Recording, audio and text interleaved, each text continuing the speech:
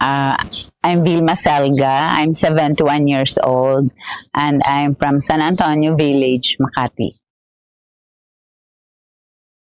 Yung pinaka-main concern ko before, mayroon akong anxiety. Pagdating ng mga bandang 3 o'clock na ng hapon, nalulungkot na ako. Tapos yung parang wala na ako sa focus. Walang gana sa gumawa, walang gana kumain. Doon. Tsaka, hirap din ako dati dumumi. Hindi ganun kabilis, kadali. At isa pa, meron din akong insomnia. Nahirapan din akong matulog. May mga times talaga nahirapan akong dumumi. So, kailangan ko kasi yan araw-araw. Dahil pag hindi, pag nasa labas na, hindi ko naman nagagawa yan outside my house. So, pinipilit ko talagang ma-achieve yan every morning. Ang ginagawa ko na lang noon, nag-coffee enema ako every day in my life for like 7 years. So yun yung medyo naging problema ko before. Ang hindi regular na pagdumi at medyo mahirap.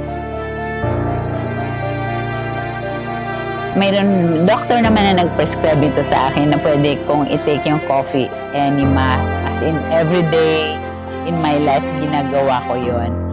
Until one day, mga after 7 years, sabi ng gastroenterologist ko, kailangan ko na daw hintuan yun kasi baka kung ano nangyayari sa loob, baka magkaroon ako ng mga ulceration. So hinintuan ko na din yun. Pag hindi kasi ako nagko-coffee enema, mahirap talaga, hindi talaga ako nakakamove. Naging dependent na ako doon.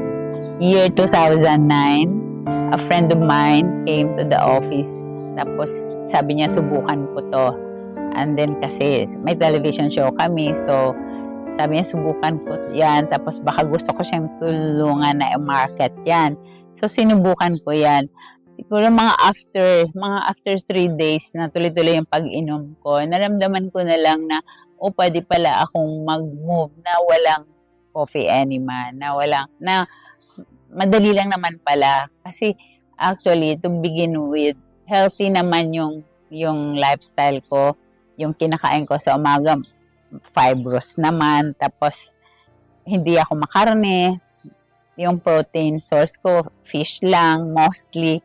So, nang uminom na ako ng acai berry, natulungan ng malaki. So, since then, wala nang coffee enema.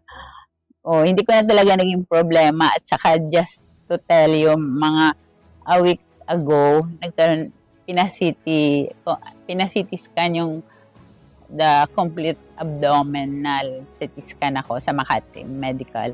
And then, I got the results 2 days later. Tiningnan ng gastroenterologist ko doon. Sabi niya, ang ganda-ganda daw ng condition ng colon ko, ng intestines ko. Sabi niya, no, nothing to worry about it. So, thanks to acai berry. Yan talaga ang nagbigay sa akin ng assurance na minsan iniisip mo, di ba, pag pupunta ka sa doctor, sabi nila, pag nag-age ka na ng mga 40 and above, kailangan ka na nagpapa-colonoscopy. So, nag-torture din ako niyan kasi my brother died of intestinal cancer. He was only 32 years old. Tapos may mga friends ako na suffer din sila dyan. Sana kung nakilala namin yung acai berry before, baka yung brother ko, kasama ko pa siya ngayon. So, yun lang talaga pinagpapasalamat ko dyan. And then, how thankful I am na yung colon ko, yung intestines ko ay healthy pa din. Alam mo, kung minsan age is just a matter of number. I'm 71 years old, turning 72. Pero mabilis pa ako maglakad. I-compare ko sa mga kasamahan ko na mga late 40s or yung mga seniors din, younger than my age. Naiiwanan ko yan sila lagi. Nililingon ko yan sila pag naglalakad kami kahit sa malls or kahit nag-walk. Kasi I walk around here. Mabilis talaga yung strides ko. Tapos yun na nga, sabi ng doktor ko, ng tinanong ko kasi in one of the findings, parang sabi may condition sa lungs, parang tapos sinabi niya that should not even have been reported kasi it's not actually a condition. Sabi niya, deep breathing lang yan. Sabi niya, you've been taking care of yourself very well. So, yan yung realization ko na just continue living a healthy lifestyle. So, I walk. Kasi ngayon, energized ako eh. Ang ganda-ganda ng outlook sa buhay.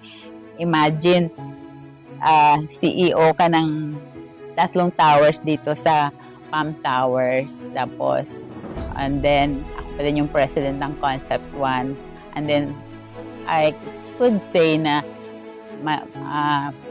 being a grandmother, I am very good at it.